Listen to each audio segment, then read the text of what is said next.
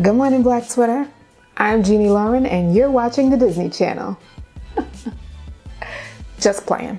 Today, I'm gonna tweet for people who are gonna diet right up until Thanksgiving and then go ham. Ham? Yes. Turkey? Of course. Stuffing? Greens? Yams? You name it! When it's all over, you can call the Oompa Loompas and roll my ass on home. Just make sure to wrap me up because it's cold outside. Now, this is your regular reminder that if you haven't signed up for the Good Morning Black Twitter newsletter, you can get on that by going to goodmorningbblacktwitter.com. And whether you're watching or listening to the show, as in this episode right now, subscribe and rate it. I'd appreciate it. So, a blogger and a journalist walk into a bar. There seems to be some static between prominent tweeters at Lovey and at Sean King all over the social media universe. But here's my question. Is it really beef if it's one-sided? Let me backtrack a little bit. Sean King writes for the New York Daily News and wrote a piece calling out people on social media for equating Hillary Clinton and Donald Trump during the campaign. Gonna be honest, I didn't read it. But you know who did read it? Lovey. Or at least I'm guessing she read it because she proceeded to call out Sean for doing the same thing that he tried to call out other people for doing. Actually, Sean tweeted, and I quote, "For me, Bernie and Hillary aren't two sides of the same coin. They're very different. I see Trump and Hillary as two sides of the same coin." So unless I missed something, Lovey has a point. But as of 4:30 this morning, Sean hasn't responded. He didn't respond on his verified Twitter page or his verified Facebook page. If it's on Instagram or something, you let me know. Is it beef? You decide. But if it is beef, it's definitely not sirloin. More like bologna or something. You know what's beef? This latest episode of As the Timeline Scrolls. Hit it.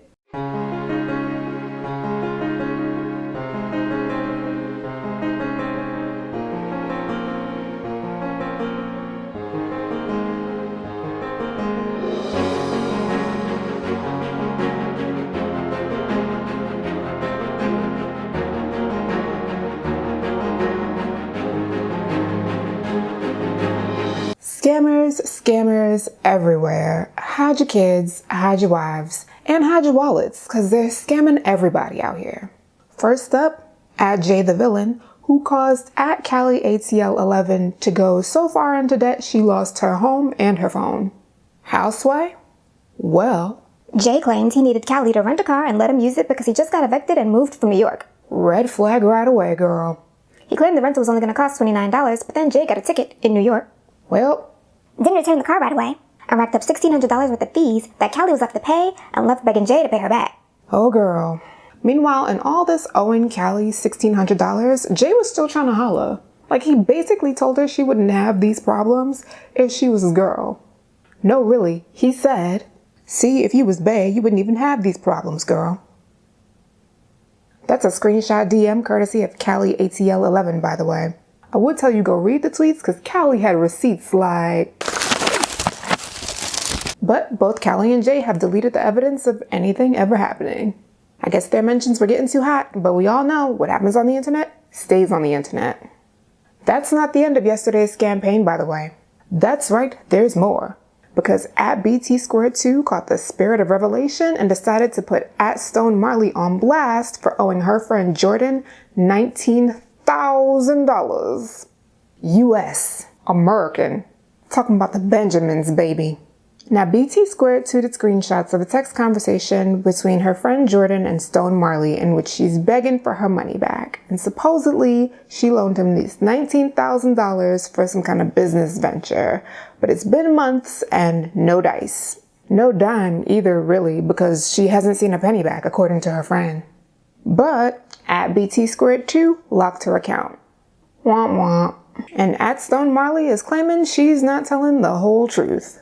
And Jordan was apparently blocked by Stone Marley months ago, maybe for begging for her money back. Funny enough, CallieATL11 was blocked by Jay the Villain too. I'm noticing a pattern here. By the way, does homegirl know she can take his ass to small claims court? I mean, for $19,000, I feel like small claims court might even tell you to take your ass to regular court. But I feel like there's got to be something that she could do besides like tweeting him and texting him to get her money back. Then again, this has never happened to me, so what do I know? At the end of the day, it doesn't look like either of these ladies are going to get their money back, well, what's still owed. And I'm going to close by these wise words from Shakespeare. Neither a borrower nor a lender be, for a loan oft loses itself and friend. Anywho, have you allowed sketchy dudes to put you in debt? Are you blocked by someone who owes you money? Holla at me in the comments at goodmoneyblacksweater.com or tweet me at GMBT Show. I just really want to know how that happens. I'm made of questions. This episode is over, but the day is just beginning. Have a good morning, Black Twitter.